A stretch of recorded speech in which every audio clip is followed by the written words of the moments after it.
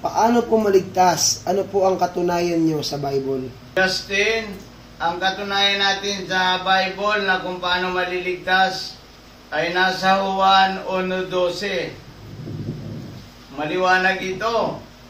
Juan 1:12 na ito ang sinasabi ng Biblia kung ano ang mangyayari sa isang taong tumanggap at sumampalataya sa ating Panginoon. Sabi niya sa Juan 1:12 ay ganito ang sinasabi. Ngunit ang lahat na tumanggap at nanalig sa Kanya ay pinagkalooban niya ng karapatan maging anak ng Diyos.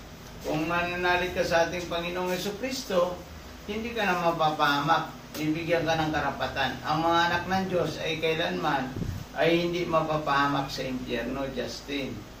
Kaya kung gusto mong hindi mapahamak, Justin, ay gusto mong tanggapin ang Panginoon sa pamamagitan ng pananampalataya. Ang pananampalataya ay 4 na P.